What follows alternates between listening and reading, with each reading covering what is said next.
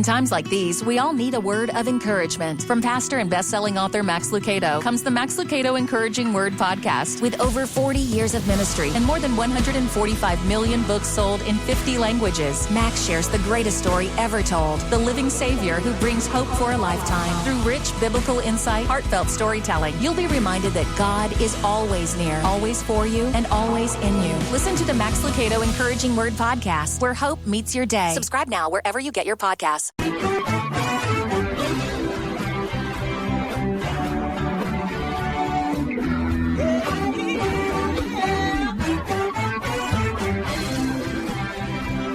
hi, everyone, and welcome to Alzheimer Speaks Radio. I'm your host, Lori LeBay, and I'm so excited that you're joining us today. We are going to have a fascinating conversation, as usual, as we learn from people all around the world at all ages and stages of life. Stay tuned as we shift our dementia care from crisis to comfort.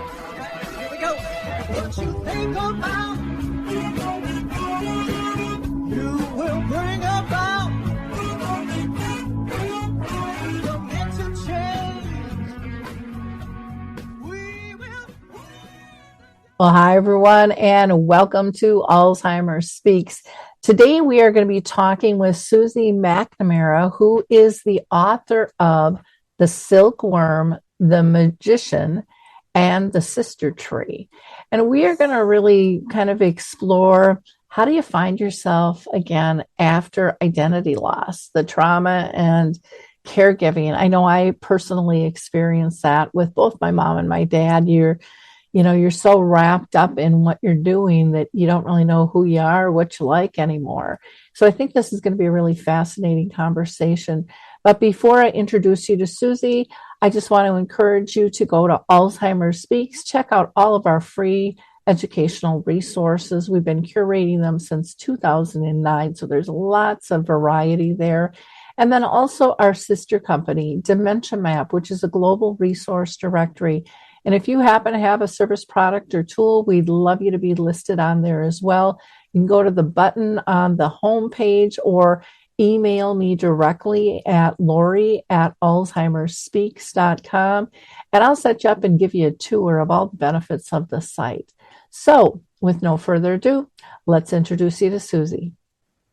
Well, Suzy, I'm so glad to have you on the show. I think this is going to be a really interesting conversation because I personally went through what our topic's going to be, and I know what it's like to feel lost and not who you are anymore or who you were, or people even asking you, what do you like to do? And I'm like, I don't know. I've been asked that question to myself for years. Right. So I'm going to have you, if you don't mind, introduce yourself to our audience, and then we'll go from there. Great. Well, first off, thank you so much for having me on your show. It's so kind of you to invite me. My name is Suzy McNamara. As you said, I'm an author of a memoir, The Silkworm, The Magician, and The Sister Tree. And I am a mother of four, a widow, a recent widow. My husband passed away about a year ago. And a former lawyer, a poet. I like to say I've written a few poems. And currently a fundraiser for the Athenaeum Theater in Chicago. Well, that's a lot of hats you wear. That's for I guess sure. it is. So, I like to keep busy, I suppose. yeah. Now, have you been personally touched in your own family or circle of friends by dementia? I have. My memoir covers the time that I cared for my husband who suffered from early-onset Alzheimer's. And it mainly focuses on the last 12 months of his life. But I do cover pretty much the time that he was diagnosed till he passed away. And he had a rare form of Alzheimer's called Posterior Cortical Atrophy, which affects the rear lobe of the brain. And so it presented a little bit differently, but as every caregiver knows, it's a pretty tough road to travel for both my poor husband and for myself as a caregiver. Can you tell people a little bit about that kind of disease, Sure. just real briefly before we dive into? Oh, sure. So most Alzheimer's, my understanding is that it focuses mainly on the front part of the brain, and his focused on the back part. So that means that it affected his vision. He was pretty much blind by the time he passed, and which affects, obviously navigation and his feeling of where he was in the room or in the world. And it affected the part of the brain that understands numbers, which was very, very consequential for all of us. And because he, didn't understand money, he didn't understand date or time, from probably before the time he was diagnosed.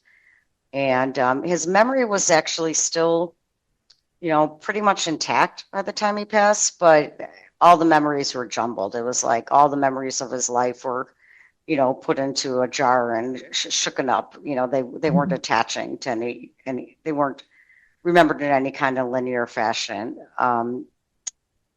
But yeah, it was pretty tough. Mm-hmm. Okay. Well, thank you. Appreciate that. I want to talk with you and really kind of dive into this topic. If you can kind of define for us identity loss and what that actually feels like and what triggered that for you. So when my husband was diagnosed, my identity shifted dramatically instantly. I went from being a wife, a partner, to becoming his caregiver. And it not only affects the way that you feel about yourself, but it affects the way that others relate to you. So your whole world really dramatically changes just in that shift of identity. You also become the wife, by the way, of somebody who's got a terminal illness. So internally, your feelings are so altered because you start mentally sort of preparing yourself for his passing. And, with Alzheimer's, you lose your loved one a little bit at a time. And so you become somebody who is constantly, every morning you wake up and wonder, what part of my sweet husband will be gone today. And so you sort of mark the days in a very different way. But, when we had a wonderful marriage before his illness, and, a very different marriage after his illness, but still very close, of course. But, we were partners. We both shared our love of great literature and great music. And, that was our identity as a couple, two people who just spent our days reading and listening to music and talking about ideas. And then all of a sudden, our day-to-day existence changed. I was making sure he took his medicine, or making sure he got to the doctor, or watching him to make sure he didn't fall, or it really diminished my feeling about myself, because I no longer felt like this expansive, sophisticated partner with the smartest, funniest man in the room. I was the caretaker of a man who was very ill. And you look at your life differently. Your priorities change very much. I'm embarrassed to admit, but, I definitely prioritized our social life very much so, because we had a vibrant social life. And we spend a lot of time together going to parties and, all that sort of thing. And then all of a sudden we were spending a lot of time quietly at home, which has so much beauty attached to it, but it definitely shifts the way you think about who you are in the world. And you relate to friends in a different way, because they're still caring about all those things that you no longer care about, because you're really just so much more focused on your husband's illness, on protecting him, on keeping him safe. And so you just don't prioritize the same things that your friends do. So that is very much a shift. That was very dramatic for me. That's and a huge sad. loss. It was a huge loss. I mean, I lost some friendships because I just looked at the world differently, and that was very sad. Yeah, your priorities change. I know, and this is a different situation for me because it was my mom, not my spouse. And my dad had brain cancer. So Mm. you kind of, for me anyways, I kind of went into a protective mode. So I didn't tell everybody everything we were Mm-hmm. going through either. But then I would get angry at them for not knowing what we were going through. And then I Yeah. kind of had to look in the mirror and go, oh, my fault on that one. Oh, well, that's generous of you to take the blame, but you need so much love and support when you become a caregiver because you're grieving from the time you learn about, well, you're grieving even before you learn what the diagnosis is because Alzheimer's really affects personality. And that connection that my husband and I had, that magical connection, was very frayed. And so I was grieving the loss of that, which I very much felt before he was diagnosed. And then you are actually, anticipating his death and grieving the loss of so much of his personality. And so you need a lot of love and support in the world. You need your community to surround you and your friends to surround you. But that's doesn't work out as well as you'd like it to, either because you're not communicating like you expressed. You're not communicating your needs to the people in your life because sometimes people are ashamed of their problems or they're protective of their loved one and they don't want to share too many details about how difficult it is at home. There are all sorts of reasons why you don't communicate the truth to people, but that's the time when you really should be communicating because you need all that TLC. You need it. Yeah, I think for me anyways, I kind of wrapped it in dignity. I wanted to protect them. Of course. And then there was probably some of my ego that I didn't realize got in the way, like, Sure. I can do this. I'm supposed to do this. Everyone's expecting me to do this on my own. So I'm gonna do this, and I look back and I'm like, oh, that's so silly. We are, we are creatures of tribe, and then when we need it the most, we kind of cut the ties. And there will be some people, even when you tell them, they'll choose to walk away. They just can't handle it. But then they're not part of your tribe anymore. Exactly. And now you got a hole. But I found that there will be many more that step up. Right. And people will surprise you. People you don't expect to step up, all of a sudden they do in the most beautiful way. Yep. I know with my mom, I found with some of her friends, they didn't step up as much as I thought they would. Mm-hmm. But I also found out later on that there were signs maybe their husband or wife was dealing with it. And then there's that denial of, if I see this, then I have to admit what I see at for home sure. if somebody's talking about it. So, there's so much more education we need to do. And I really appreciate you taking the time to be with us to talk about this, because I really think my pleasure. These authentic stories help people realize, how much help is out there, and there shouldn't be any shame or embarrassment. We're all learning, with this. I know people can look at me like, oh, well, you're an expert. I'm like, there are no experts, every case is different. Every household is different. It's every day is different. Yeah, none of it is the same. And so, it really teaches you to be spontaneous and fluid. And when you get stuck, anyways, when I got stuck, that's when I struggled more, with all of that.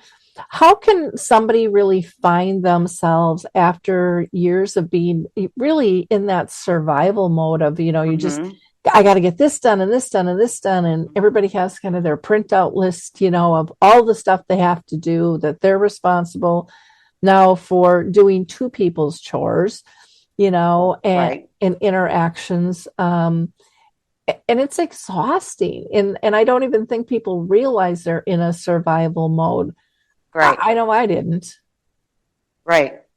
I do talk a lot about ways to survive, being a caregiver and being a grieving widow or soon to be widow. And, First, I'm an open book, like, for good or for bad. I kind of call them as I see them, say what's going, and I've always been so honest. And I think that caused me some pain in the beginning, because people that weren't able to handle it, they would walk away, and it was very painful. But because of my honesty, I really did discover like who would be there for me, and pretty early on.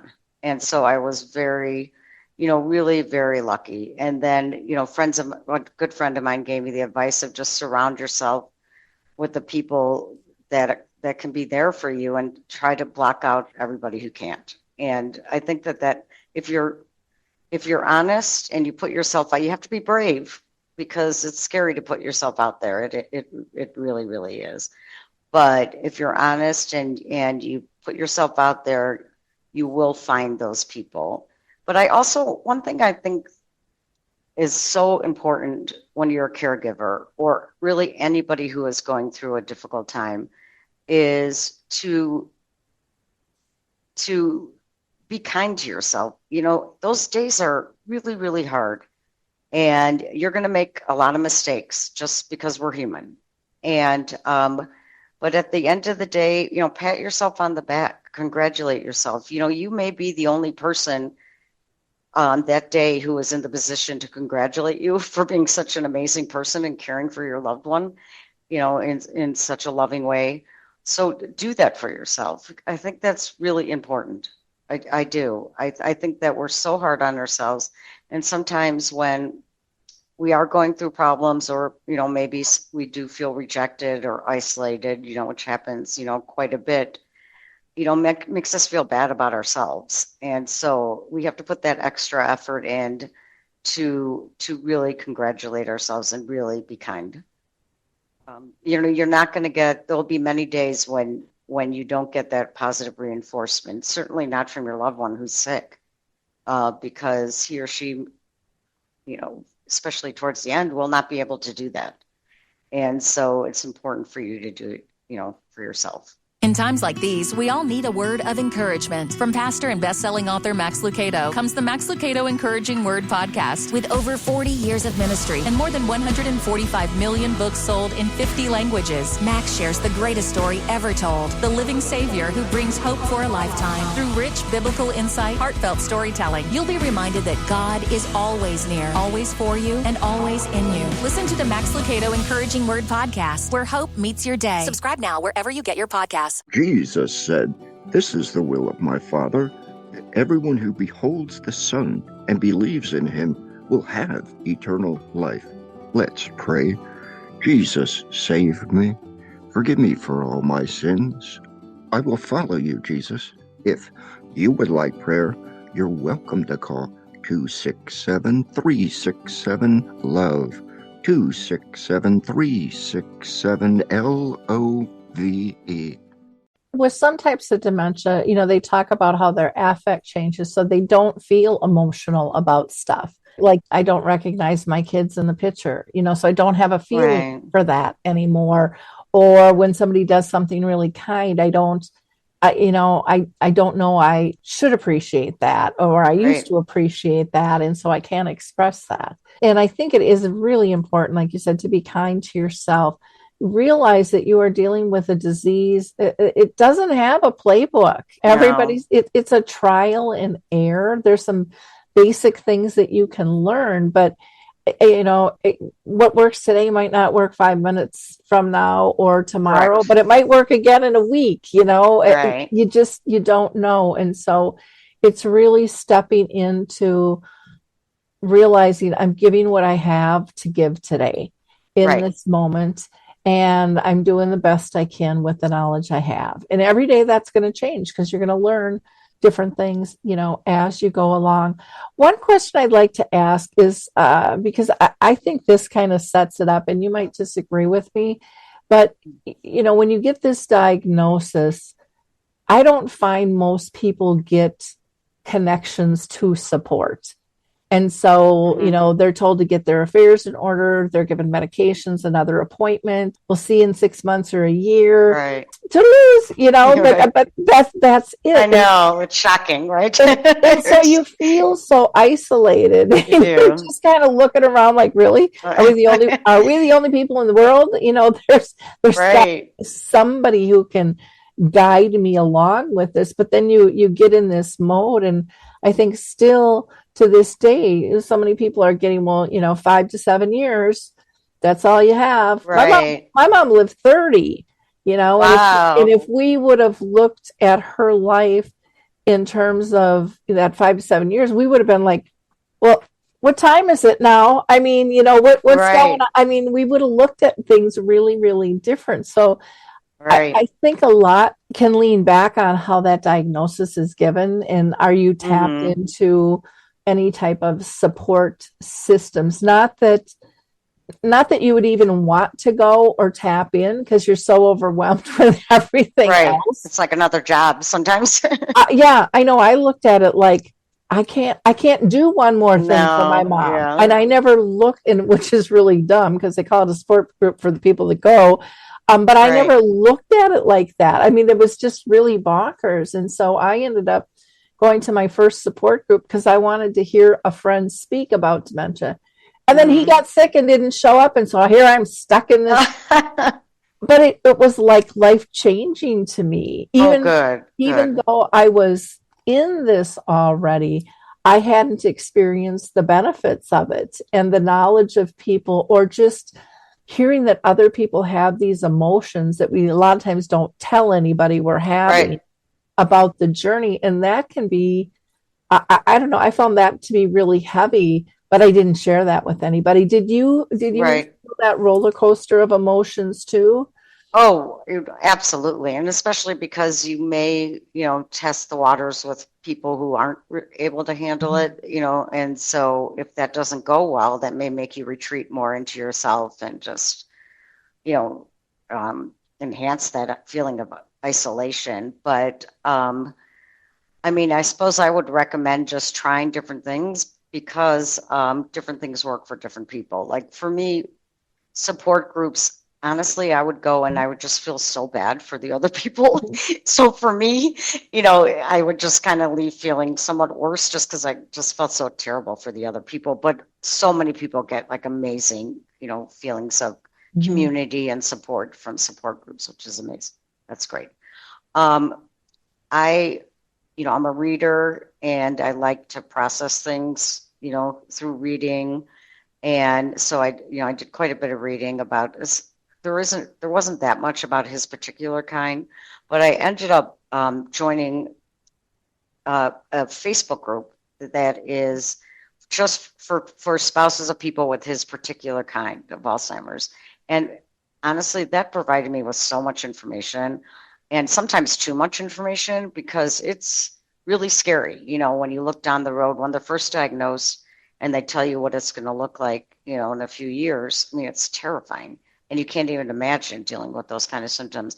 Then you get to that stage and, it's been gradual. So you're able to adjust and you do, of course, manage it, as difficult as it is. But the Facebook group was great because there were people on there were from all around the world, and they all were dealing, with his exact kind.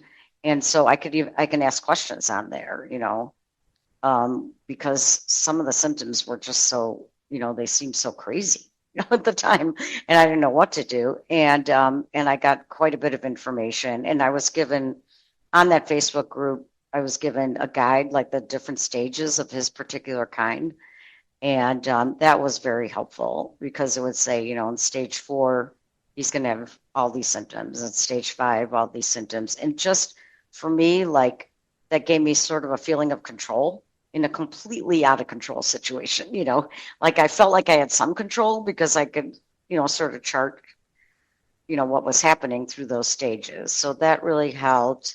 Um, I, I'm I'm a very faithful person, so I belong to two online prayer groups, and that was really helpful because it did sort of give you that socialization for myself and my husband, because we were on these Zoom calls with a bunch of people, and just even that half hour every morning made a real, a difference, for him too. And my doctor was actually very good. If I could call him, and because there were some very extreme situations, like in every case, and where he had seizures, or he became very angry, he was the most gentle, loving, sweet person, but the disease, did some things to his brain, and there were a couple of days there that were a little bit scary, but I was able to get support from the doctor. My friend actually started an organization for spouses of people who suffer from early onset Alzheimer's, which have wonderful support groups and a lot of programming just for children and spouses of people with early onset, because some of the issues are very different. When my husband first became sick, he was 52. He's at the height of his career. Our children were older, so we were able to spend more time together, doing adult, fun things like going out and that kind of stuff. And all of that was taken away, by the disease. And you have to deal with those issues, which is a little bit different than when somebody gets it when they're older. So, and the marriage is different. My husband, there was one night, maybe 2 years before he died, and he woke me up in the middle of the night. It's like, Suzy. And, I woke up like, oh no. And he's like, you're a single woman and you work so hard, if I can never help you, which is so sweet, but it was so crushing too, because he didn't understand marriage anymore, and that's difficult emotionally, of course. Yeah, 52 is young. I mean, and you go from a double income to not. Right. And, all of, and there's not really a whole heck of a lot of support out there. Right. People really have to fight for that. I'm glad you brought up, support groups aren't for everyone, but there's all different types. There's in person, there's online. Right. The Facebook groups, I think, are amazing. And there's so many different ones. So if you don't click in one, you can go to another one a lot of times. And many of the, there's so many different types of dementia, but a lot of times there's a lot of overlap that people see with symptoms or for sure, or how they approach the disease that you can learn from. Mm-hmm. I love that you were able to get the guide. And then religion is really important, for so many people. Not everybody's religious and things, but if that was a base for you, don't let that go, because what all of those things do is, I think, help you not feel so alone. And it's like somebody's out there that understands this, because you have your days like, really, am I a lone horse out here? Trying to maneuver all this. It gets very, very overwhelming at times. You decide to write your book, The Silkworm, the Magician, and the Sister Tree. In times like these, we all need a word of encouragement. From pastor and best-selling author Max Lucado comes the Max Lucado Encouraging Word podcast. With over 40 years of ministry and more than 145 million books sold in 50 languages, Max shares the greatest story ever told, the living Savior who brings hope for a lifetime. Through rich biblical insight, heartfelt storytelling, you'll be reminded that God is always near, always for you, and always in you. Listen to the Max Lucado Encouraging Word podcast, where hope meets your day. Subscribe now wherever you get your podcasts. Jesus said, "This is the will of my Father, that everyone who beholds the Son and believes in him will have eternal life." Let's pray. Jesus, save me. Forgive me for all my sins. I will follow you, Jesus. If you would like prayer, you're welcome to call 267-367-LOVE. 267-367-LOVE. After Bob died, and my sister passed away just a few months before Bob. Gosh, my best friend. Yeah, it was pretty tough, and I just felt like I needed to do something with writing, because that's how I process things, reading and writing. And I had, gained all this knowledge, just like you, you gain all this knowledge. And you remember that feeling of being lost and afraid and feeling unsupported and scared. And I wanted to at least do something with all that knowledge and hopefully help people.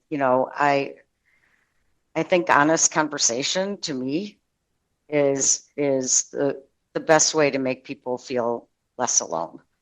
Because if somebody feels like they can share their own story, they read my story and I'm super honest, and maybe that makes them feel like they can share their own story. And that's how they're going to get support and feel loved and feel, in community. So. Yeah, there are some books out there that make everything peachy, just be in the present and flow and it's all gonna be good. And it's like, I'm Right. sorry, you're gonna before dementia hit you and your family, you had a range of emotions. They are still there, but they're probably gonna feel more intense, and it's okay Right. to admit that. It's just Absolutely. because when we stuff that stuff, then it really comes out sideways, and that's not Yes. healthy for the caregiver or the person that they're taking care of, or the collateral damage around the two of you too, because it can hit them as Right. well. I'm interested in the title of the book. Was the Silkworm, the Magician, and the Sister Tree, were those symbolic for three different things, or? So the silkworm refers to Saint Teresa de Avila, Carmelite Okay. saint. She uses the metaphor of the silkworm weaving the cocoon Okay. to describe sheltering yourself from the outside world and the distractions of the outside world, so you can delve inward and find God in your soul. But I also think that's a great metaphor for caregiving. Sometimes you have to shelter yourself from the outside world because the outside world is, pretty tough when you have Alzheimer's or you are caring for somebody with Alzheimer's, and just really focus on the person that you're caring for. If you can do that emotionally, I found that to be really helpful. The magician refers to the magic between a husband and a wife, or two people in love, and or two sisters, because I lost my sister, and how with Alzheimer's that you feel that magic going away, and which I describe in the book. The sister tree. After my sister died, I arranged for a memorial tree in the park near my home, and I had a plaque, which I couldn't look at for a while because I was just so devastated by her death. But eventually, I turned it into a place where other women could bring stones for their own sisters and surround my sister's plaque with the stones with their sister's name. And we go to the tree and we celebrate the sisters that we love and lost, which I absolutely love doing because it's so awesome to hear these women talk about their sisters and tell the stories. And usually they're funny. A lot of times they're really funny because two sisters can be hilarious, together. And it just is a way, to my sister and my husband were my two favorite people, but she was just so kind and loving and funny. And, we talk to each other all the time, all day long. And I miss that so much. But to have people come and talk about their own sisters, it just makes me, feel great, to be honest. I love it. And I know that she would love it because she was very humble. So having a plaque just for her would be, she'd be embarrassed by that. So, the idea of all these other women there just surrounding her, and it's just become this amazing community of love. Oh, that is really cool. It's awesome. To be able to, it's really awesome. It really is. That is very neat. So where did you put your plaque then? So the plaque it's on, so it's this beautiful tree. And then, there's a big rock with the plaque for Lizzo, my sister, and which I quote in the plaque, "Fly Me to the Moon," because that was our favorite song. It's such a great one.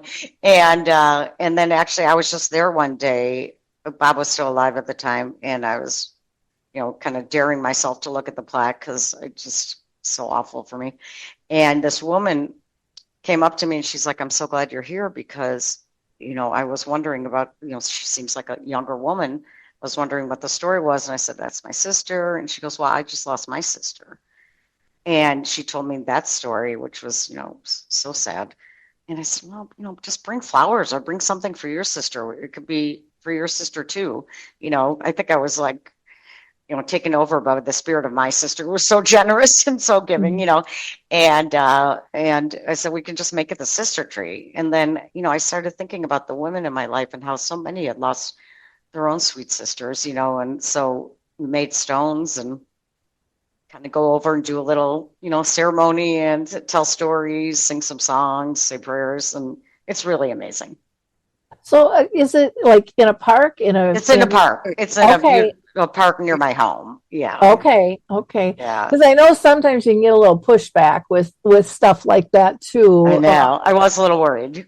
Yeah. And I wasn't sure if they'd allow, because we've got a lot of stones there now, and I always decorated for the holidays too, just because my sister she loved the peanuts, so I always put some peanut stuff up there, and I thought that the village where I live, that they might take those things away or whatever, but no, they haven't. So July 4th, we lost a few stones, because I think there's a lot of kids in the park, and the stones are very cute, so I just replaced them. But besides that, it's really been great.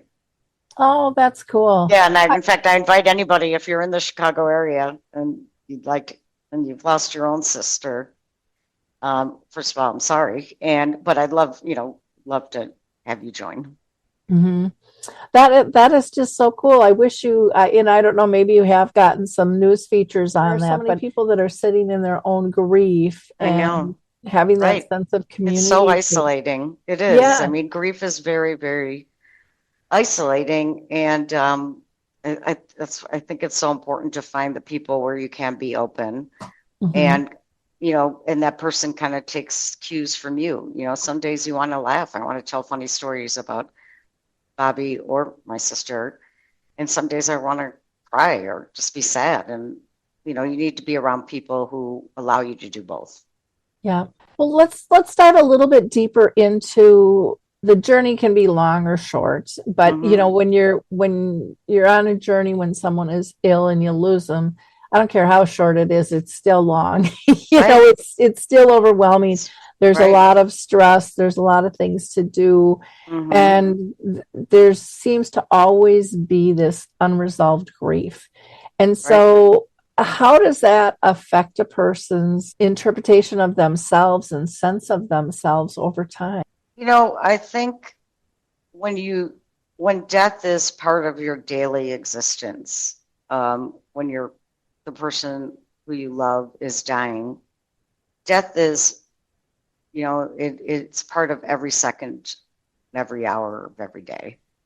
And you really do just start living in that world, and that can be beautiful, if you believe in heaven and you believe that there's a better place where he's going to. But whether it's beautiful or not, it is really defined by loss. And I think that it can make you become very afraid of more loss and very afraid of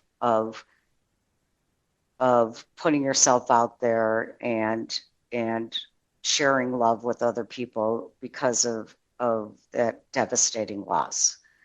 And I mean, I would say that before my sister died, before my husband got sick, before he died, I was a very open, I gave away my heart very easily all the time.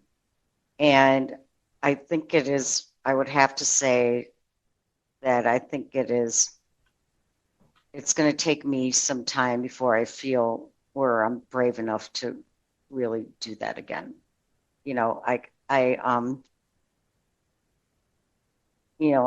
It's hard to sleep, because you're just on the precipice of loss, the whole time you're caregiving for somebody who's dying. And it's hard to communicate in the same way. It's just it really takes over who you are.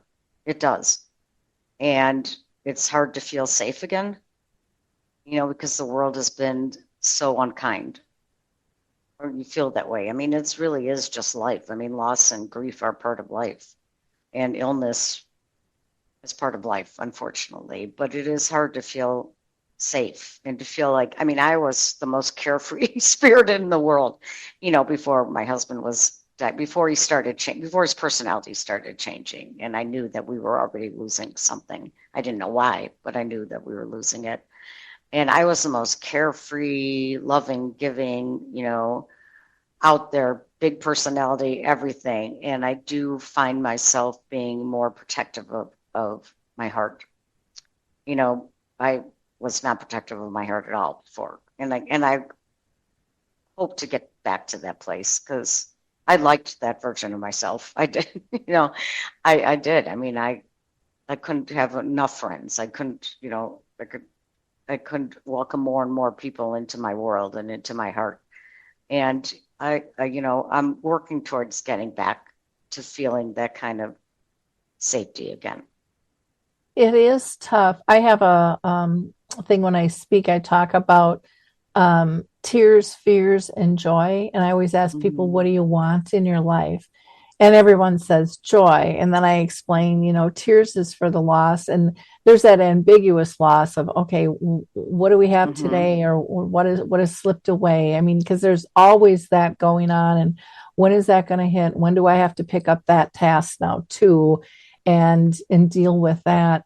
And it's really easy to spiral down. Very, very easily. But I kind of had an epiphany one day, and I think it was really God driven. And basically what came to me was how lucky you are to feel such pain, because you can't feel that pain without great love. And so many people never have that great love. And so that helped me frame it in an era of gratitude, because some people will never feel this pain because they've never loved that deeply. And how lucky am I to hurt this bad? But that for me really helped. And then there's, the fear of what's to come. And, your mind can just kind of take you, on a locomotive and shoot you out the window on that one because you don't know what's to come. You don't know what pace, you don't know what symptoms, at, what elevation, you don't know the progression. I mean, there's so many things that you don't know. And so you can think, oh my gosh, are all these things going to happen to me? And are they all happening next week, or this week? I mean, it's terrifying. Yeah, it really is. And then to create the joy, for me, it really put, everyone would say, oh, live in the moment, be in the presence and stuff.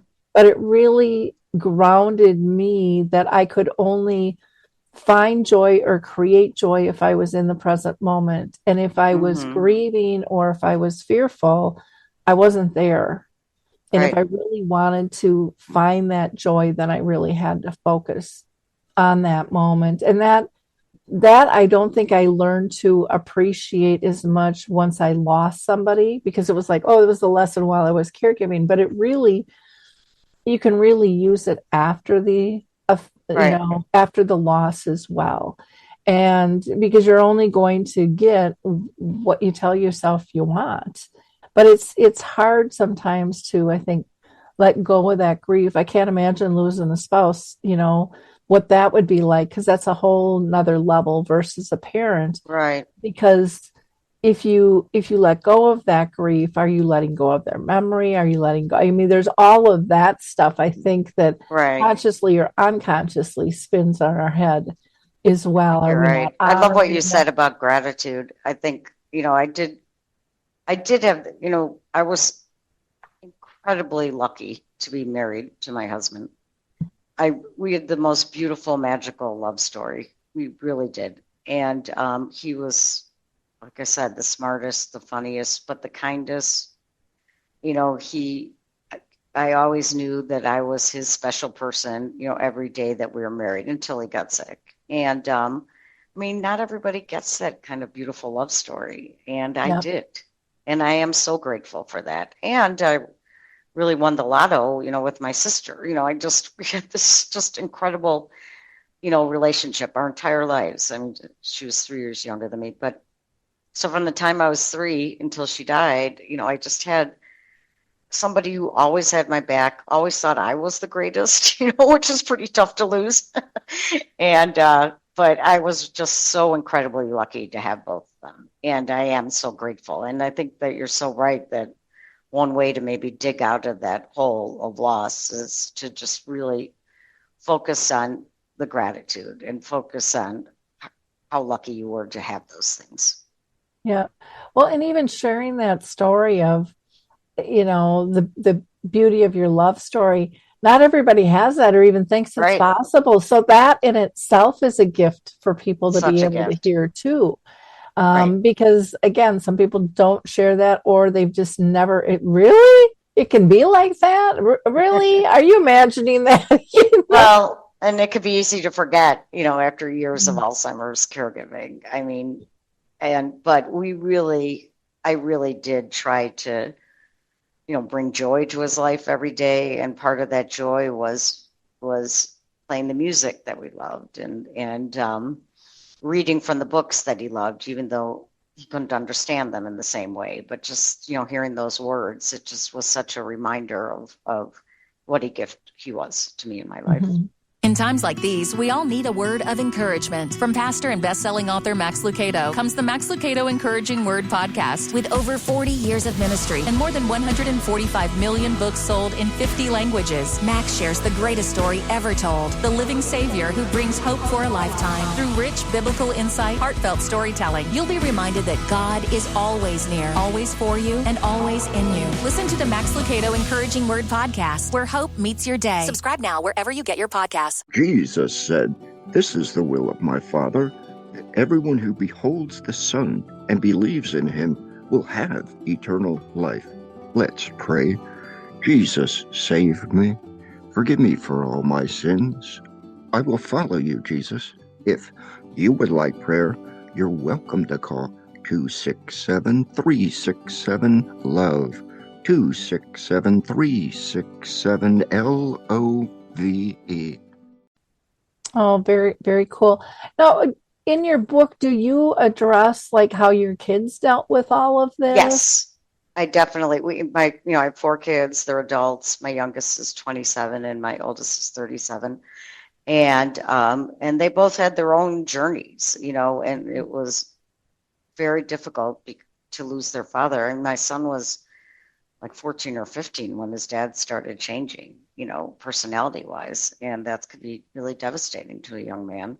And, it's terrifying to them. And they all had to go through their own separate, like I said, journeys. And as a mom, that's pretty hard to watch, to be honest. It sort of adds, like, as all of us parents know, when something is happening with your kid, no matter how sad or how scared you might be, watching your kid to have those feelings is much worse. It just is. And so it was pretty difficult. But two of my children, were struggling and they ended up moving home at different times. So we had at least one of our kids living with us most of the time, which was really helpful. At first, it wasn't helpful because they were struggling, but they both they went from being scared and maybe angry and sad, very sad, to becoming like amazing caregivers. And that was, so tragic, but it was just so beautiful to see too. I mean, when Bob was, I tell this whole story in the book, but when Bobby, right, like a few days before he died, and it was really, really tough. And he was on the ground and we couldn't get him up. And then the hospice nurse, we had to call her because things were pretty extreme. And so she rushed over. And at one point, my son Sean is holding his father, like cradling his head. And it's just, I'm going to make myself cry here, but it was so beautiful. And the hospice nurse was like, take a picture.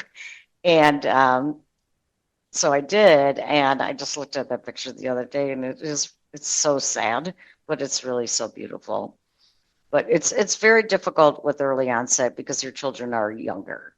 I mean, it's difficult at every age, but for teenagers, at times in their life where they're really figuring out who they are and they really need like, father's guidance or strength, and to lose that is pretty tough. Oh, yeah.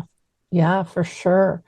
Um, so what would you say to someone who's caring for a loved one with, Alzheimer's or a form of dementia, and they, they're just feeling this disappearing act happening?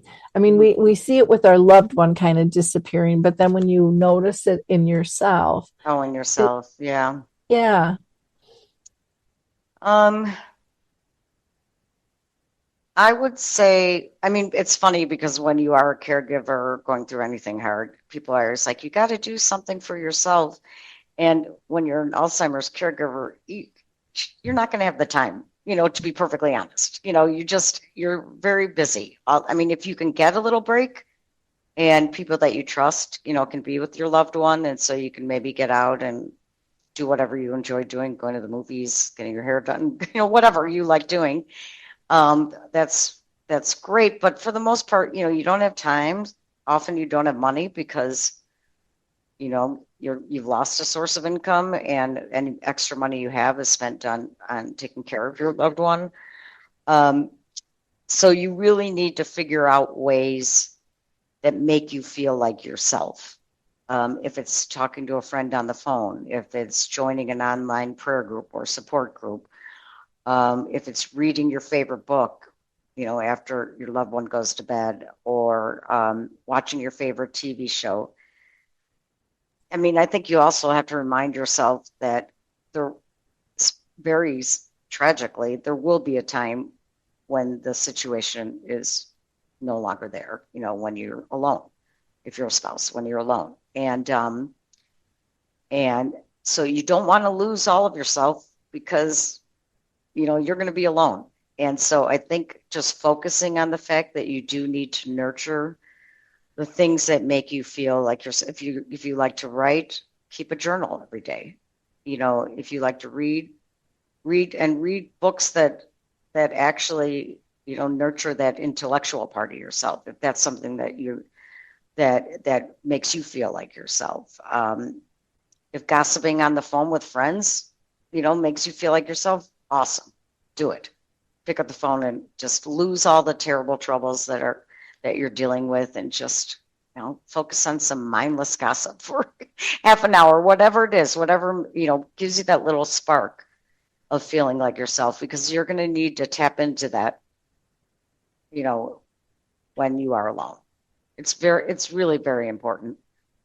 Yeah, for me, I did not recognize that I was losing myself because I was too busy being busy. Because, I worked full time, I was married, I had a daughter, we invited other people to live in our house, I volunteered, and then I was caregiving for my dad with brain cancer, my mom with dementia. And when I really felt this for the first time was when my dad died.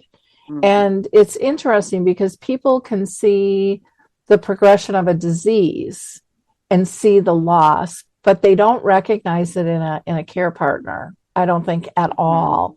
And maybe how our personalities have changed, how our priorities have changed, or if they've seen it, it might be more the gossipy thing versus then addressing it in terms of how you're doing. And I'll never forget, people would ask after Dad died, well, what do you like to do? I don't know. Who knows? Because you've not been a thought. I mean, that's not for me, it was not a high priority, and it was like, I think I got to dig that one out of the ground. It's so low because exactly. I really, that's the problem though. Yeah. And so for me, I actually did a little traveling. I thought I kind of got to break out of my bubble, and I actually traveled alone. I never traveled alone before, and it's just like I just need to explore, and that was very freeing for me in terms of kind of figuring out what's what. And when my mom died, I think because of the experience I had with my dad, it was easier for me, even though we were really, really close, but we had gotten so spiritually connected. I mean, she came to me in my dreams, and I mean, she helped me with decision making through that process. And some people might not believe that, and that's okay, but that's Right. my reality, and I'm sticking to it, Yeah. But it was, so I always felt like even after she was gone, she was still with me, and we were Oh, still that's in this wonderful. whole, you know, my whole Alzheimer's Speaks was, we're doing this together. And Yeah. just had some really beautiful moments. But I had friends, for example, that would ask me out for coffee all the time. Every week, the girls would get together, and I was Oh, like, no, that's so no, no, nice. I can't, I can't, I can't, I can't, I can't. And then one day I was coming from my folks' place, and I was angry at him because it was like, I don't even have time to take these calls. Yeah. I mean, that's really how I felt. And then I said, okay, I'll come for like 10 minutes, 15 Hmm. minutes. That's it. Like roll out the red carpet. Here I come. I'm going to bless you with my presence, and I'm going to tell you I'm not coming back because I don't have time. That was my whole Right. intent. And I got there and I stayed for, I bet 2.5 hours, and we laughed and we cried. Good. And that was my moment that I realized how empty my soul had gotten because I was giving everything away, and I wasn't Right. filling my soul back up. I went to coffee every week after that. Oh, good for you. But I didn't even recognize Right. how drained I was. Yeah, we do get so far away from ourselves. You know what helped me really think that through for Mm-hmm. me was keeping a journal. Mm-hmm. And I know that's something that's advised to people pretty often. We're like, yeah, keep a journal. But Mm-hmm. that really actually made a huge and different difference for me. And then when it came time to write the memoir, I was so used to writing about what was happening that it actually made writing the memoir quite a bit easier because I was used to like expressing my feelings and Mm-hmm. working through my feelings, by writing about them. For me, that really did make a difference. Everybody's different. I am like you, like a 2.5 hours with girlfriends, chatting and laughing and just enjoying each other's company. That sounds like so perfect for me. Yep. And and for other people, maybe they're not as comfortable with that. Although I do think being around other people is always great. I Yeah. just think it gets you out of your own head. Um, just being in I think we learned that, during COVID, it's like really important to not be isolated. Yeah. And it kind of gives you a break from what's going on. Mm-hmm. And when you're caregiving, it's just that's all you're thinking about and all you're doing the whole time. And they're really difficult things to be thinking about and doing. So Yeah.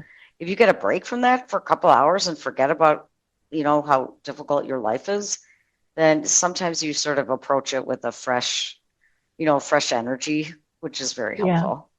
Yeah. I always felt I was a better person to care because Hmm. because I wasn't running on empty. I wasn't Right. I wasn't as exhausted. I don't think that ever went away. No. You push, push, push. Um, Right. but it does. I think you just think different. You feel different. Yep. I can't even really put it into words.